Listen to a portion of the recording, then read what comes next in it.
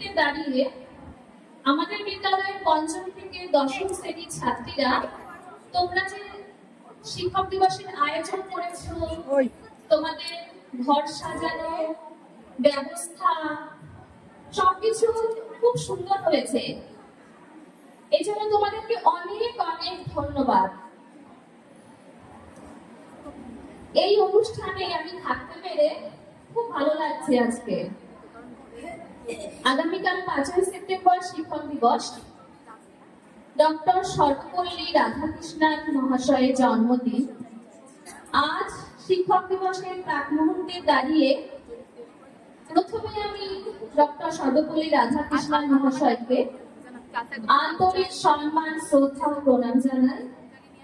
তৎসহ অন্যান্য শিক্ষাবিদ এবং আমি আমার জীবনের সমস্ত শিক্ষক শিক্ষিকাগণ এবং এখানে উপস্থিত সকল শিক্ষিকা এবং অন্যান্য যারা রয়েছেন সকলকে আমি আমার প্রণাম, সম্মান ও শ্রদ্ধা জানাই। আর উপস্থিত সকল ছাত্রীদেরকে অনেক ভালোবাসা। ছাত্রীরা, তোমাদের উদ্দেশ্যে আজ আমি ছাত্র জীবনে সময়ের মূল্য সম্পর্কে 2-4টি কথা বলবো। প্রত্যেকের জীবনে ছাত্র জীবন হচ্ছে সবচেয়ে মূল্যবান সময়।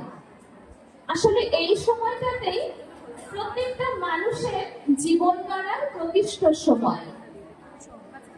তোমরাও তোমাদের জীবনের একটা লক্ষ্য নির্ধারণ করে নেবে এবং সেই অনুযায়ী লক্ষ্যে পৌঁছানোর জন্য ডেইলি খুব সুন্দর রুটিন মেনটেন করবে। আর সকালবেলায় মনে মনে চিন্তা ভাবনা করে নেবে তোমরা আজকে কতটুকু কি করবে, কতটুকু করবে বা অন্যান্য কাজকর্ম। আর রাত্রিবেলায় শোয়ার আগে সেটা একটু মিলিয়ে নেবে। দেখবে এটা তোমাদের একটা অভ্যাসে পরিণত হয়ে যাবে। ক্লাসের মধ্যে অনেক সময় দেখা যায় যে কিছু মেয়েরা খুব সুন্দর মন দিয়ে পড়াশোনা করো, আর কিছু মেয়েরা আছো, তোমরা কিন্তু কিছু মনে করো না কথাগুলো বলছি বলে, কিছু মেয়েরা আছো অমনোযোগী থাকো, ঠিকঠাক ভাবে পড়াশোনা শুনতে চাইছো না, গল্প করে বা অন্যরকম চিন্তা ভাবনা করে সময় কাটাও। এইভাবে কি হয়, তোমাদের মধ্যে কিন্তু একটা অপূর্ণতা থেকে যাচ্ছে। যে ক্লাসটা তোমরা আজকে এরকম করছো, কালকে কিন্তু সেই ক্লাস তোমরা পাবে না। এভাবে তোমরা একদিন 10 পাস করে স্কুল থেকে বেরিয়ে যাবে, হয়তো অন্য কোথাও ভর্তি হবে, কলেজে যাবে, কিন্তু তোমাদের যে ঘাটতি, যে অপূর্ণতা, এইটা নিয়ে যেন তোমাদের বেরোতে না হয় সেই দিকে একটু মাথায় রাখবে। তোমাদেরকে হয়তো আমরা অনেক সময় বকা দিই বা বলি, তোমাদের ভালোর জন্যই তো এগুলো বলি। আর মনে রেখো যে সময় এবং স্রোত কিন্তু থেমে থাকে না। তোমরা স্কুল থেকে বেরিয়ে যাওয়ার পরে হাজার চেষ্টা করলেও কি আর সেই ক্লাসগুলো ফিরে পাবে বলো? আর অলসস্যভূত বিদ্যা, একটা সংস্কৃত বিখ্যাত শ্লোক আছে, দেখো অলস ব্যক্তির কিন্তু বিদ্যা হয় না। তাই তোমাদের কিন্তু অলসতা ত্যাগ করে স্টেডি হতে হবে, নিজের লক্ষ্যে পৌঁছাতে হবে।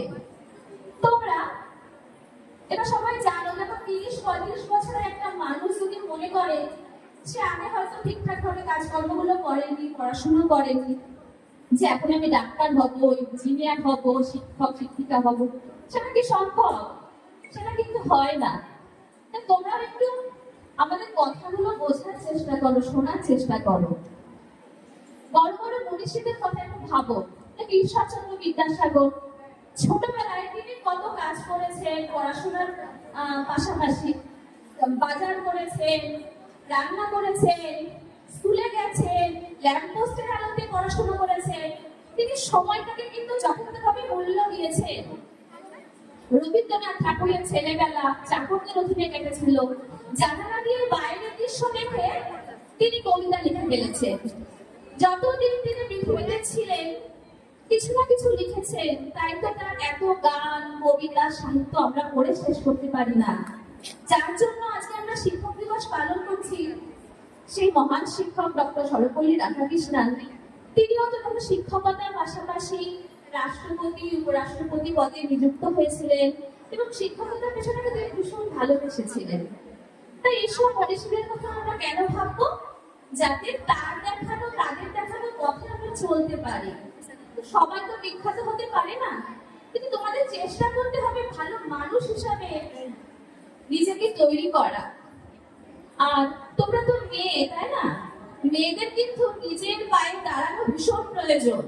দেখো, এখন কিন্তু আমাদের যুগ সমাজ কিন্তু মেয়েদের জন্য খুব একটা ভালো নয়। তোমরা বড় হলে সব বুঝতে পারবে, তোমাদের নিজের পায়ে দাঁড়ানো, নিজের প্রতিষ্ঠিত হওয়াটা ভীষণ প্রয়োজন। আর বড়দের কথা শোনো, বাবা মা যেটা বলবে আর আমরা যেটা বলি সেটাও শোনো। দেখো, তোমরা শিক্ষক দিবস পালন করছো, ভীষণ ভালো লাগছে দেখে, কিন্তু তোমরা বাকি দিনগুলো কি আমাদের কথা সবাই শুনে চলো? শিক্ষক শিক্ষিকারা যেটা বলবেন সেটা কিন্তু তোমাদের শুনে চলতে হবে, তবেই কিন্তু হবে প্রকৃত শিক্ষক দিবসের মাহাত্ম্য। সবাই খুব ভালো থেকো, সুস্থ থেকো, সবার উজ্জ্বল ভবিষ্যৎ জীবনের কামনা করি। ধন্যবাদ।